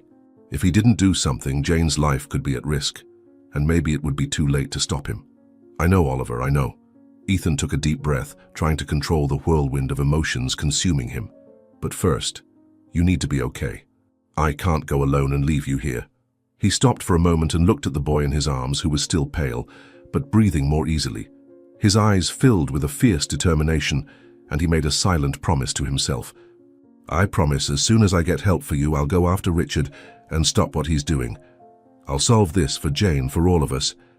The words came out of his mouth with more conviction than he felt inside, but he knew he needed to believe in them, needed to convince himself that he had control, that he wasn't as lost as he seemed.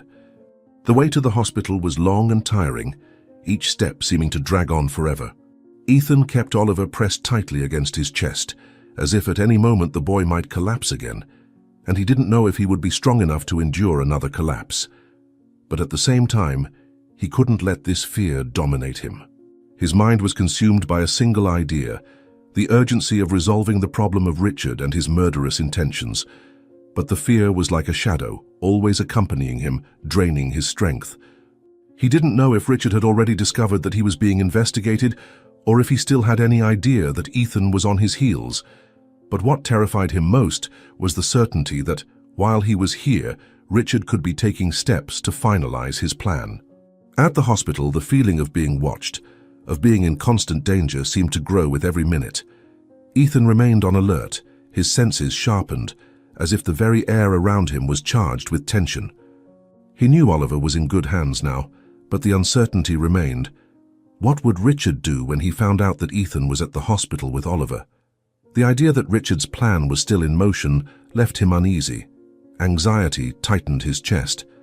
Every movement, every thought, seemed to be connected to a grand outcome, a crucial decision he needed to make. Oliver, even weak, still strived to remain calm, which made Ethan feel a pang of guilt. How could he worry so much about Jane's situation, while the boy clearly in danger was there needing help? But there was no time to get lost in thoughts. The doctors worked, and Ethan knew that, even there, he couldn't let his guard down. What consumed him most from within was the feeling that everything was about to explode into something bigger, something he could no longer control. Richard's plan was, in his mind, more than just a simple threat. He had the feeling that what was happening was part of a much more complex and dangerous game, and the more he tried to understand, the more he realized that perhaps he wasn't prepared for what was about to happen. But he couldn't back down now. Not after everything he had already discovered. He knew that in the end, the only person who could ensure that the truth was exposed was him. If Richard had any chance of escaping, he would need to be quick, precise, and above all, strong. Even if it meant facing a battlefield where he was the only one fighting. The weight of the decision and the pressure to act became more and more evident. The room seemed smaller, and Ethan's despair increased with every moment as he felt that time was running out. Every second could mean the difference between saving or losing everything. He knew he couldn't wait for answers anymore. He needed to act and act quickly, Oliver's future, and perhaps everyone's, was now in his hands. "Oliver, stay here and get taken care of. I'm going to fix this and come back for you. I promise." And Ethan left, with a promise in hand. Oliver was happy and slept right there, relaxed, knowing he would return. The day of the wedding arrived, and the grand ceremony was scheduled to take place at the local church. The hall was carefully decorated, with white flowers and delicate arrangements that lent an air of perfection to the event. Richard, with his satisfied smile, was ready to get married, believing that everything was under control. Jane, on the other hand, seemed apprehensive, her eyes avoiding Richard's gaze, but unaware of what was really behind it all. The tension between them was palpable, but no one suspected the drama that was about to be unveiled. Meanwhile, Ethan was in another city, hurried, carrying the evidence and letters that had been left by Jane. He knew that with these documents in hand, the truth would finally be revealed, and Richard would have no way to escape his crimes.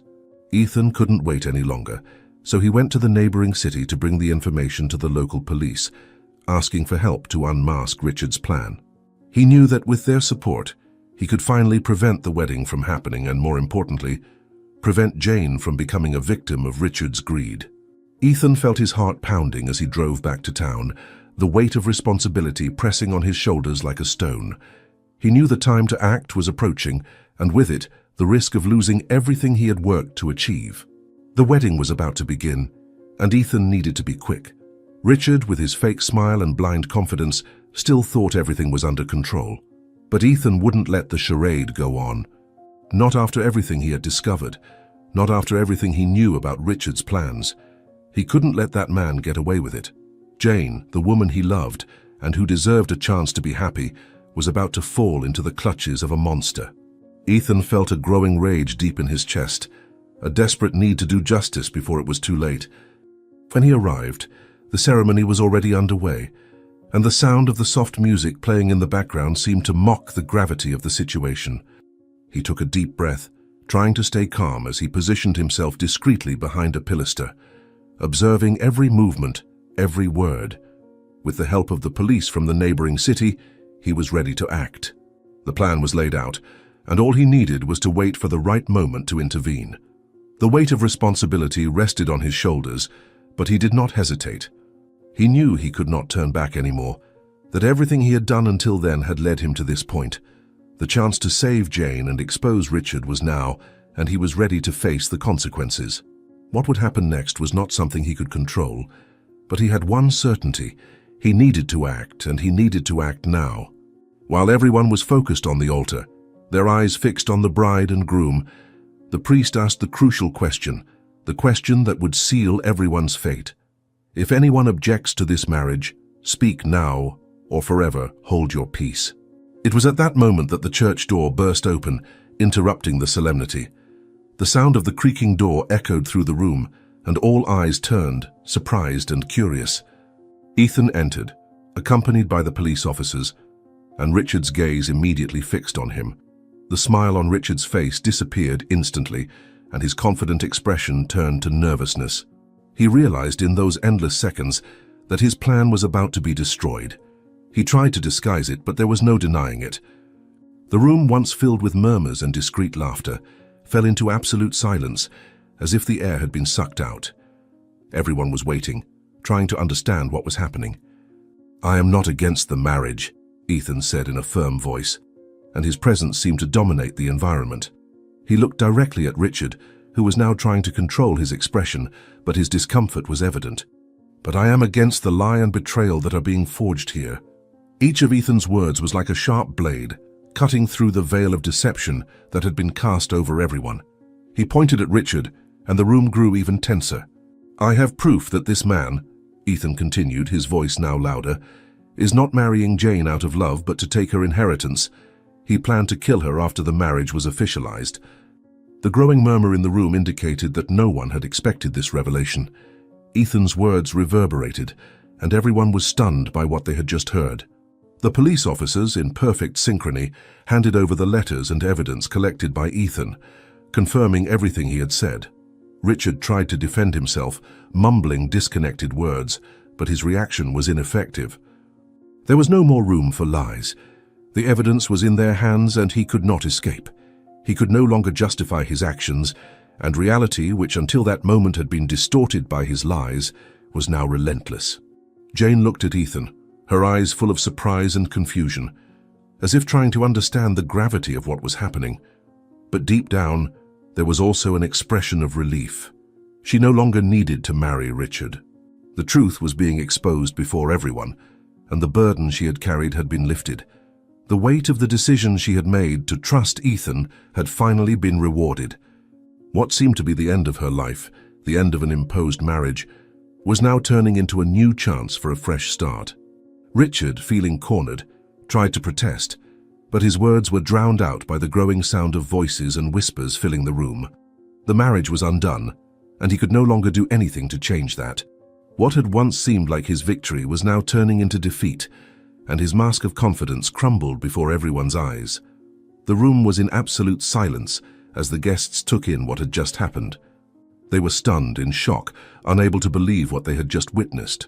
Ethan, his eyes fixed on Richard, then looked at Jane. She was paralyzed, still trying to understand the magnitude of the situation. She looked at him with gratitude, but also with sadness. She knew that the marriage she had planned would no longer happen. She had been saved, but at a high price.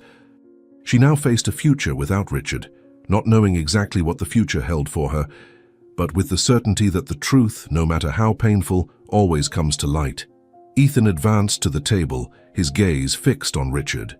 He carefully removed the ring from inside the bag and raised it before everyone, forcing Richard to face reality. "This ring was found among Jane's clothes," Ethan said, his voice firm, "thrown away as if it had no value. She thought you were dead, but you were manipulating everything all along. You didn't just want the inheritance, Richard. You wanted to destroy her life, destroy her, and for that, you tried to erase even the traces of her." He put the ring back in the bag and retrieved the soiled and crumpled clothes that had been discarded. He placed them on the table with a relentless gesture. "These clothes," Ethan continued, "were thrown away like trash, as if Jane's suffering was disposable, as if she was just an obstacle for you. But that's not how things work, Richard." The room was in total silence now. The guests watched, absorbing every word from Ethan. Richard tried, but could no longer maintain control. He seemed a shadow of the confident man he had once been. Ethan was not satisfied and looked at the police officers by his side. "And about Oliver," he said, turning to Richard, "the son you abandoned twice. The boy you left on the streets alone with nothing, just because he didn't meet your expectations. You treated him like a mistake, like nothing. And here's the truth." Richard tried to open his mouth to defend himself, but nothing came out. The evidence was there, clear and undeniable. "You can no longer deny anything," Ethan said without hesitation. "Oliver did not lie. You are a man who doesn't care about anyone, not even your own family. You threw everything away in the name of greed." Richard was visibly disconcerted. His words were stuck in his throat, and he felt the weight of the accusations growing upon him. There was no longer any way to escape. The facade had crumbled. The room was in complete silence, everyone stunned by the revelations. Ethan turned to Jane, who was now looking at him with a mixture of relief and pain. She understood what had happened, and gratitude was evident in her eyes. She was free. Finally, Ethan turned again to Richard, his voice firm and full of conviction. "You won't deceive anyone anymore, Richard. The truth has come to light, and now you'll have to face the consequences." The silence in the room was deafening. Ethan knew that at that moment everything had changed. The approaching marriage was undone, and justice was beginning to be served. Richard, now completely desperate, turned to Jane, his face contorted with anguish. "Jane, please," he begged, his voice hoarse. "Believe me, I'm innocent. You can't believe everything he says. You can't." He approached her with an almost desperate gesture, trying to touch her, but Jane recoiled, her eyes fixed on the floor, full of pain and confusion. But Jane did not say a word. The silence between them was heavy and immeasurable. She looked at Ethan, and something in her eyes seemed to confirm everything he had said. She no longer believed Richard. Without a word, Jane turned and with tears in her eyes ran out through the church door. The sound of her footsteps echoed in the empty hall as she fled, crying without looking back. Ethan watched with a heavy heart as she disappeared from sight. He felt a mix of emotions within himself. On the one hand, there was a sense of mission accomplished, of having freed Jane from the lie that imprisoned her. On the other, loneliness filled the space where once there had been an expectation of redemption. He knew he had done the right thing, but the price of truth was always high, and he could feel it in every fiber of his being. As Richard was handcuffed by the police and led out of the church, Ethan stood there in absolute silence. He watched, not really seeing the other guests leaving the church, their faces still in shock from the events that had taken place.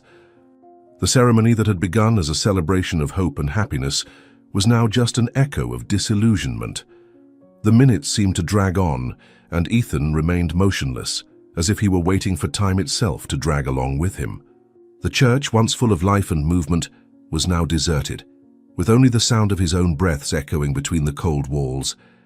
He knew that what had happened there would never be forgotten, neither by him nor by anyone present. The truth had been brutally exposed, without circumvention, and what had once seemed like a simple celebration event had turned into a tragedy. Ethan felt an immense void within himself, a mixture of relief and regret, for he knew he had done the right thing, but the weight of all that had happened still overburdened him. He tried to imagine what was going through Jane's mind, but he couldn't. How could she process all of that? The pain of betrayal, the disbelief of seeing the man she trusted being unmasked before everyone, and the shock of realizing that her life, up until that moment, had been built on lies. She had already faced so much, and now this new pain, this loss. Ethan wanted to be there for her, wanted to embrace her and comfort her, but he knew that now she needed space. She couldn't make any impulsive decisions at that moment. She had to process everything calmly, find her own way through the chaos. While he stood there, observing the quietness of the church, the shadows of night began to stretch through the tall windows, and the solitude became even more palpable. The weight of the situation was not only the weight of guilt, but also the certainty that the life of all those involved would never be the same. Richard would pay for what he did, but what about Jane and him?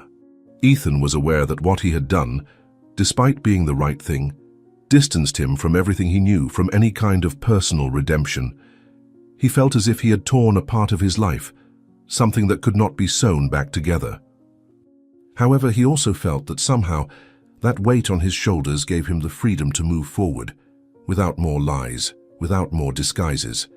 He could finally face the truth, no matter how painful it was. The following days were heavy for everyone in the city. The subject of the interrupted ceremony, Richard's marriage, and the discovery of betrayals were on everyone's lips.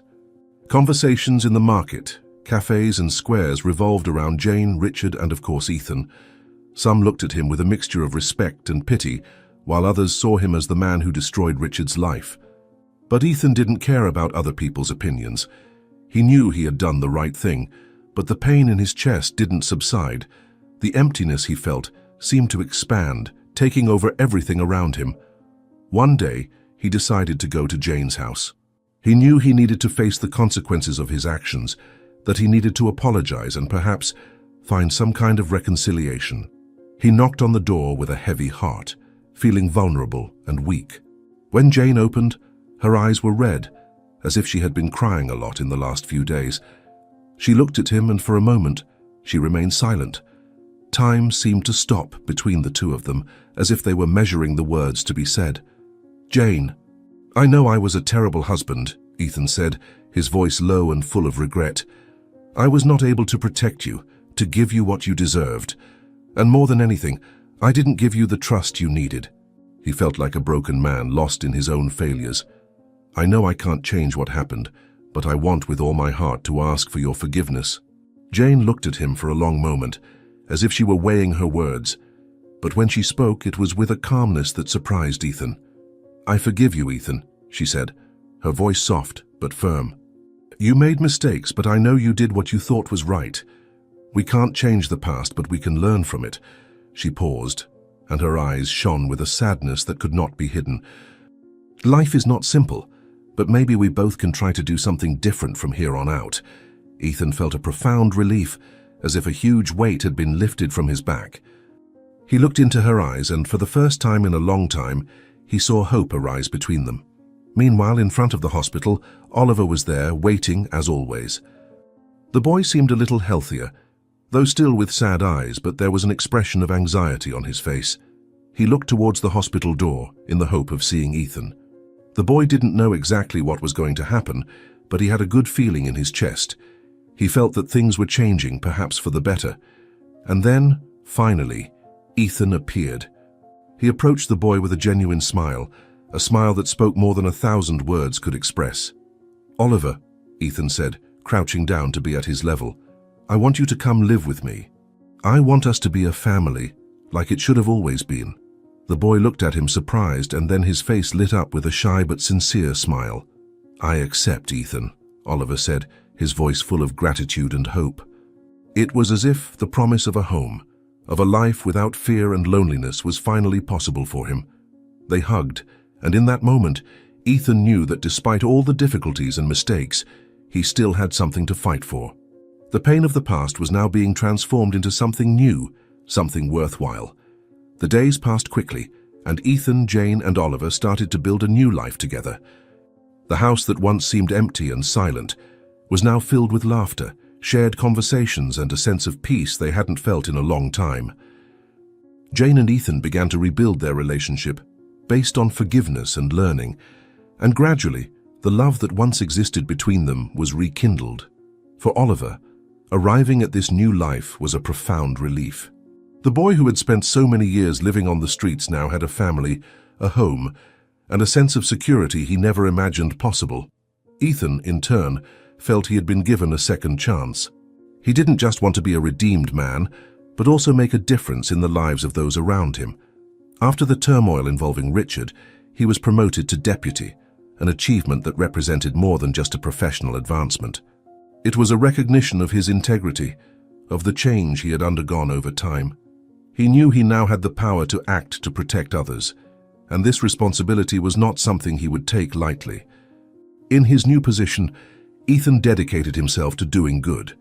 He worked tirelessly to resolve cases of injustice, and whenever possible, he sought to bring to light the stories of people who, like him, deserved a chance to start over.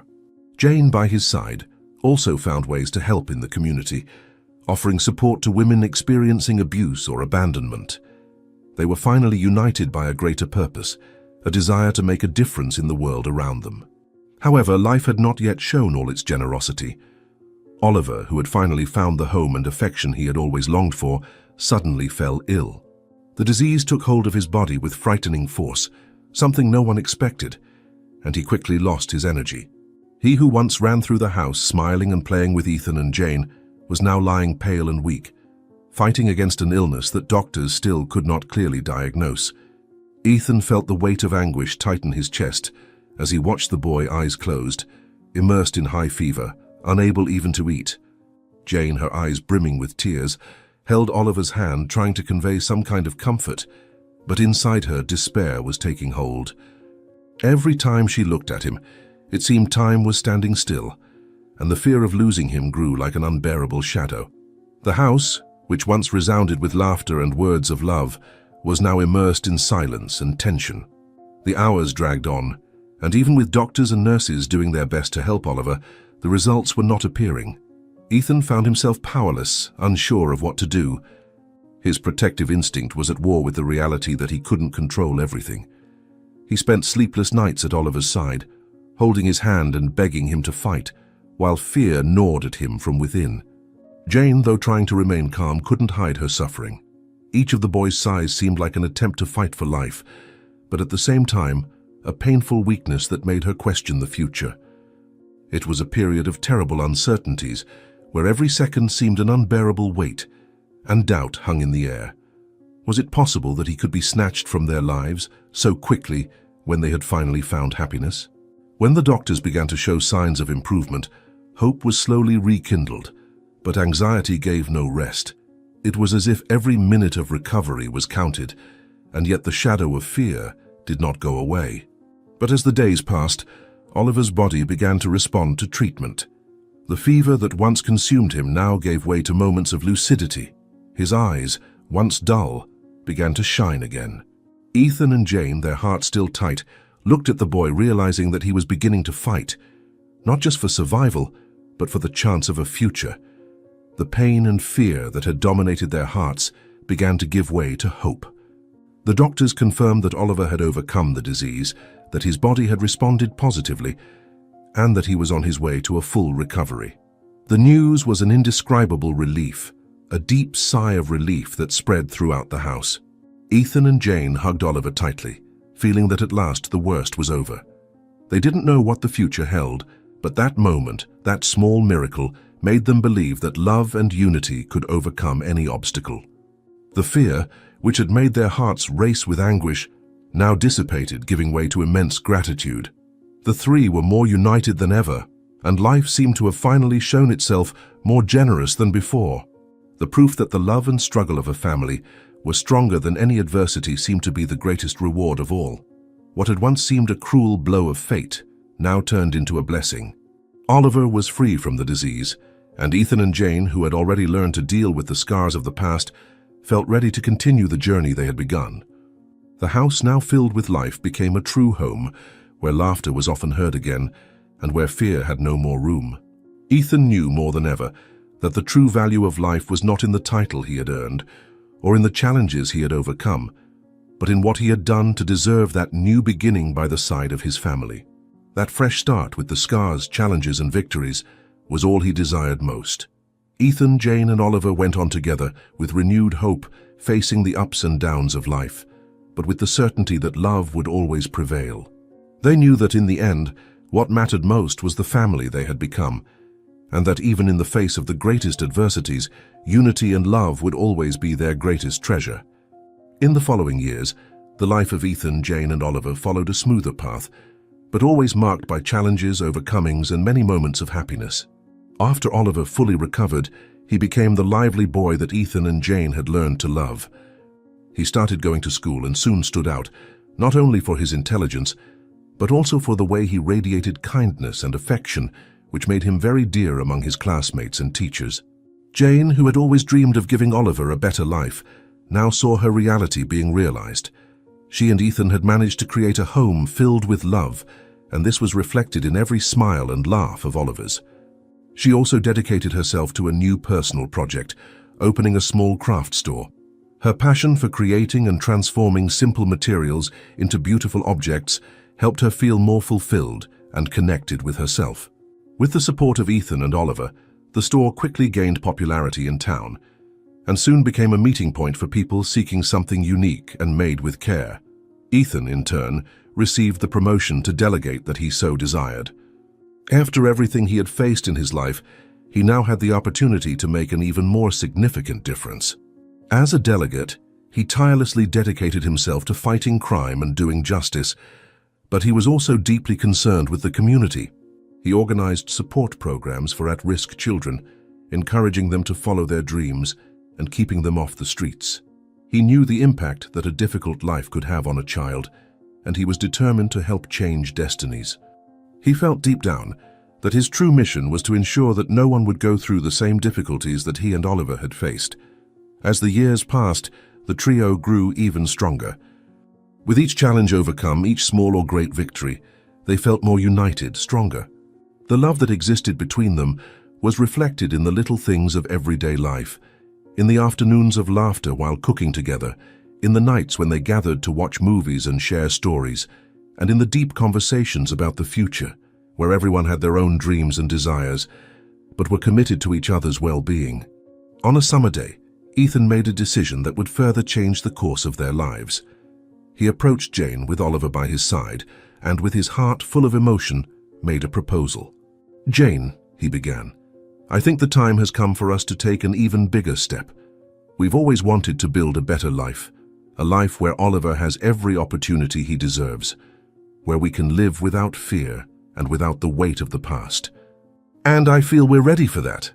He paused, looking at Oliver, who smiled with curiosity. "Let's move to a bigger city. With the experience I've gained here, I think we can start over, find more opportunities and make a difference on a larger scale. I want to build a future for the three of us, with more options and new paths." Jane looked at Ethan with eyes full of understanding. She knew this was the moment that the decision to move to a new place represented more than a physical change. It represented a transformation in their life, in their family. She did not hesitate. "Let's go, Ethan," she replied with a calm that reflected the confidence she had in him and in the strength of their family. "We are ready to begin this new journey." They moved to a larger city, where Ethan assumed an even more important position in the police, and where Jane expanded her business, now with an online craft store that reached people across the country. Oliver, always studious and curious, entered a prestigious school where once again he stood out for his kindness and intelligence.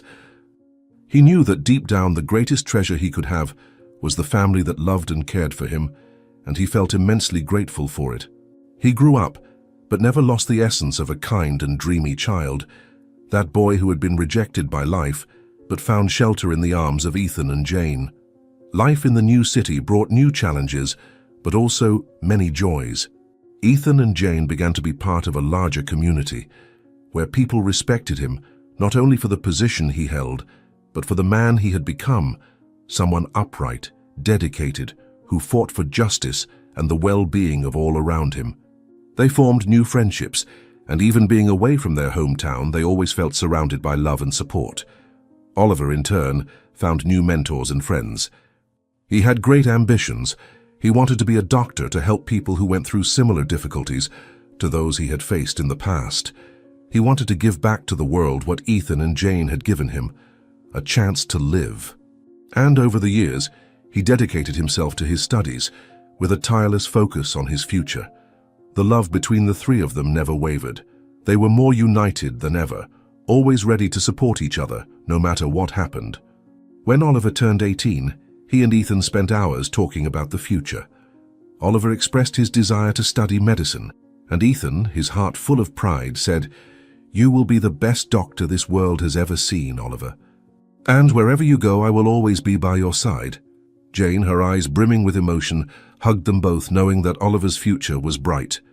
Their life went on, and despite the ups and downs, they always knew that in the end, what really mattered was the unity, love, and dedication they shared. Over the years, the family that Ethan, Jane, and Oliver had built became an example to all around them. They showed that true love, perseverance, and the desire to do good are powerful forces that can transform any reality. And so Ethan, Jane, and Oliver continued their journey, their hearts full of gratitude for all they had overcome. With each new day, they celebrated the fact that they were together, no matter where they were. In every small gesture, in the mornings when they had coffee together, in the afternoons filled with conversations and laughter, there was a sense that everything that had come before had only strengthened them. They knew that, despite facing difficult times, they were now in the place where they belonged, in a home built on love and mutual respect. And, looking to the future, they knew that as long as they were united, they could face any challenge and achieve any dream. What once seemed unattainable now seemed within their grasp. The future was full of possibilities, and more importantly, there were no more insecurities or doubts about what they would be able to achieve together. Their story, which began with pain and struggle, was now marked by happiness, hope, and the love they had finally found. They had been tested in many ways, but always found strength in each other to move forward. Along the years, Ethan, Jane, and Oliver continued to grow as a family, and each step they took brought them closer to the life they had dreamed of. The difficulties, although still present, didn't seem so unbearable when shared among them.